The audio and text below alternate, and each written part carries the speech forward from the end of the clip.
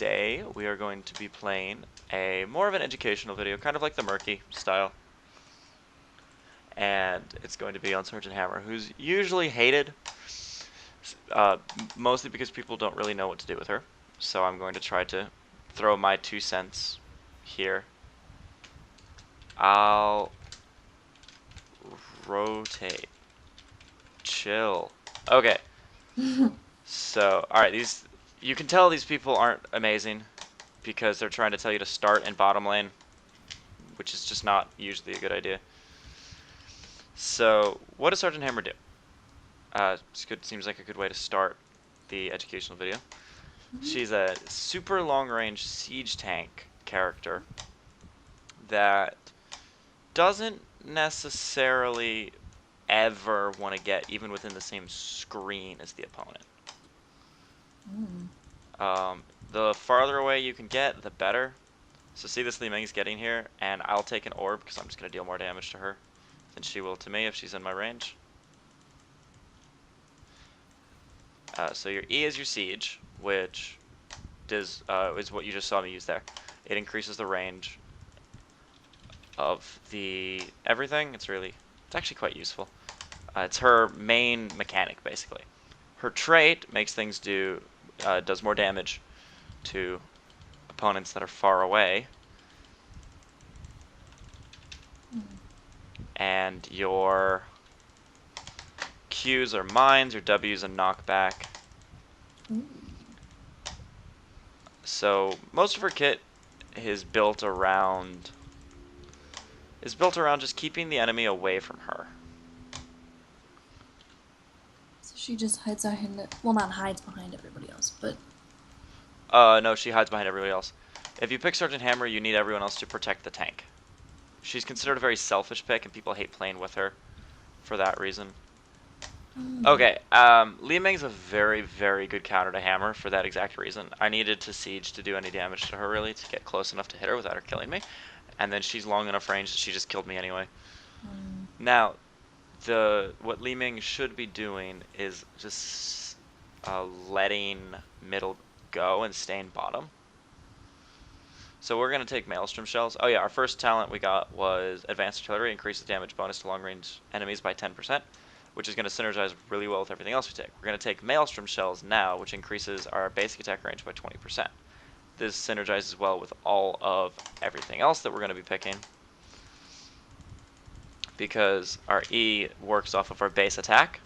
It increases, so the farther away we are, the more damage we do. Now we'll hit things even farther away.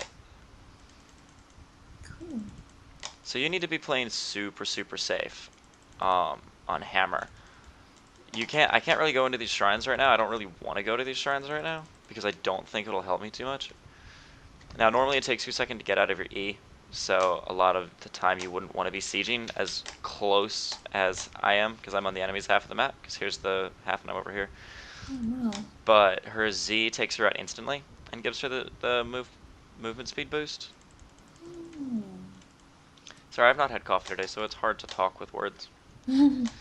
So while the opponents are all being waylaid middle and top, I'm just taking bottom. Honestly, I'm an amazing split push character, so that's what I'm going to be doing. So Abathur decided to mine me up down there, which is really funny. Not necessarily the best use of his time, because I can just go and Sippy Cup. So he spent all that time to get Sippy Cup, basically, which I suppose is useful. At the same time, I can just walk up and do that, and then take that, and I just need to walk up and hit this tower once. It explodes, and now this lane's going to be forever pushing until we take the fort on our own. Now that I have first aid, I'm going to be willing to go into team fights, because you don't really want to go into team fights so you have first aid, because first aid's the only thing that buys you time to get out of fights, really. As you can tell, very, very safe requirement play of Sergeant Hammer.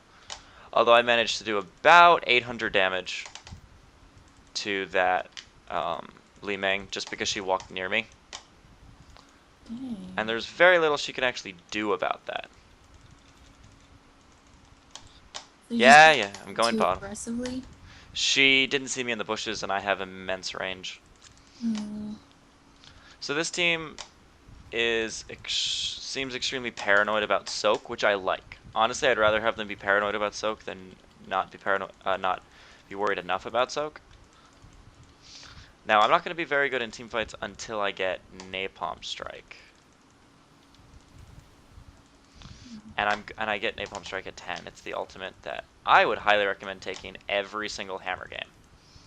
Because it's great at sieging, it's great at team fights, it's just good at everything you're going to need to do. Ariel's walking over, and that almost killed her just because she walked in my attack range. Wow. Because I can just stand there and hit her. I'm playing extremely aggressively right now because I have first aid and my thrusters up.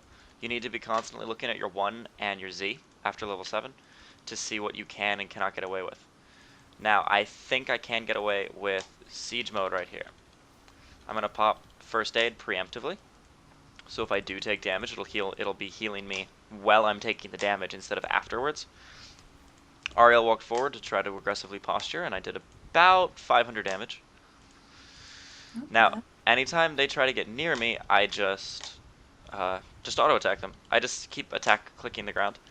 And Gul'dan with his corruption is going to be doing a lot of damage as well to anyone who gets near me. I accidentally took blunt force gun. I took the wrong ultimate. Darn. That's okay. Now, the other playstyle of Sergeant Hammer. As I, of course, said, I do feel that the other ultimate is just better all of the time. However, Blunt Force Gun has one very specific purpose. It's a terrible ultimate until level 20.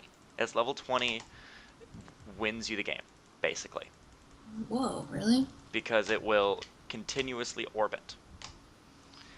And what that will do is, if you put it on the enemy core in the right spot, it will orbit at such a speed that it will put a ticking time bomb on and eventually will end up taking the core. Whoa. So I'm going to see if I can get away with this. I'm just going to set up here and start taking down the fort. See if they stop me. About 335 damage in auto. I have my Z and my first aid up, so I should be able to get away. So I'm just going to Z out, and I don't think they're going to be able to hurt me.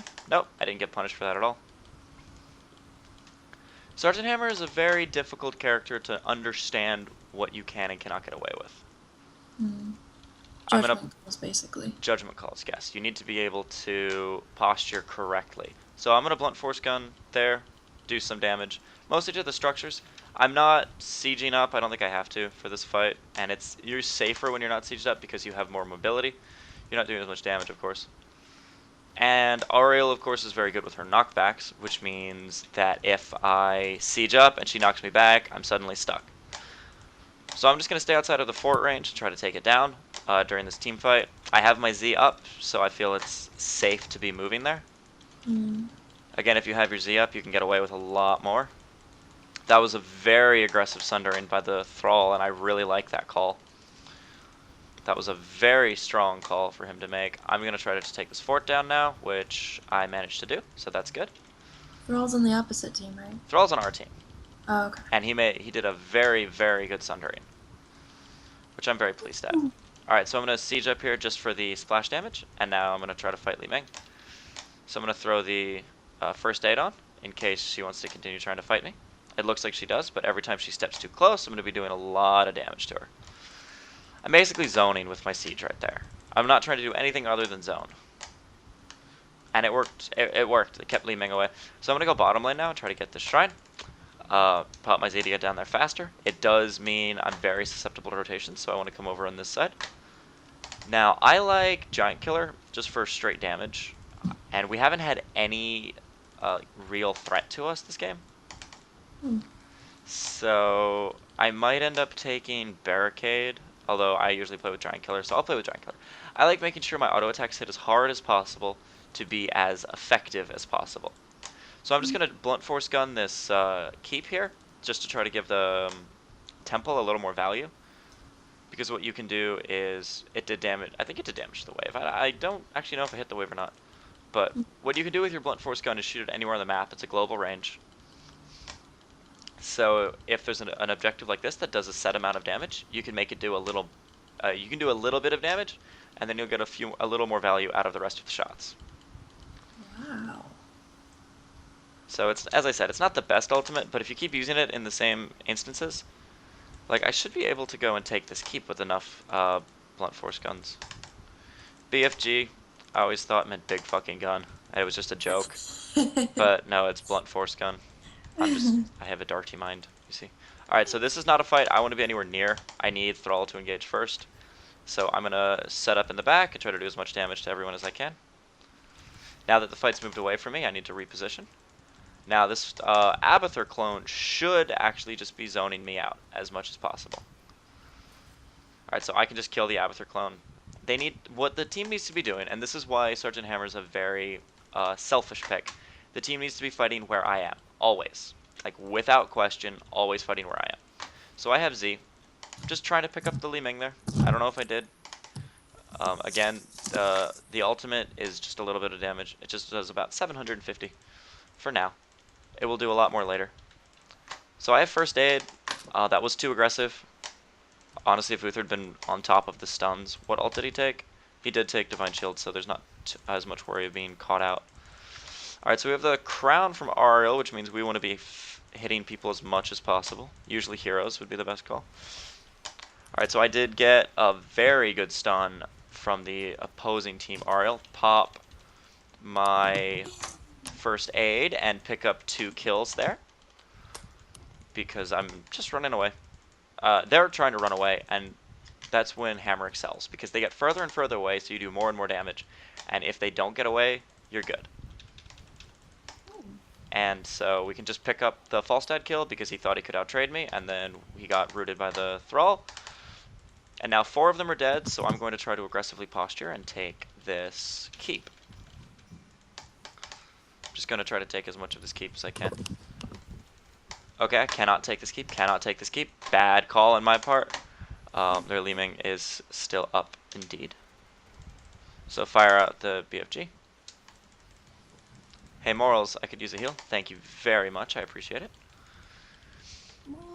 So as you can see, Sergeant Hammer can be very effective, and you do not need to rely on your team, as most people say you do. All you need to do is understand what you can and cannot do. And Sergeant Hammer can only do a few things properly. So I'm going to use my Z, weaken myself a little bit in the escape, but I'm going to be going top a little faster. We have a 3-level advantage on the team, 16 to 13. Sweet. And so I've taken graduating range for 16, by the way. So the longer I'm in siege mode, the farther away I can attack, the greater my range is. So if I set up in siege mode, say right here, for a fight, I will be able to hit anything and everything. So again, I'm just being here to zone. My auto attack range is getting bigger and bigger, so I can hit the minion wave basically from the other side of the screen. So here's where I focus, and I'm hitting outside of my screen, actually. So that's interesting. So hit Z just to get out of the E faster and continue to run down. I'm going to ult their keep just to continue rolling the damage up. Does about 830 damage, which isn't bad. So just see if we can do as much damage to this Li Ming as possible. That was questionable. Horrify by our friendly Gul'dan player.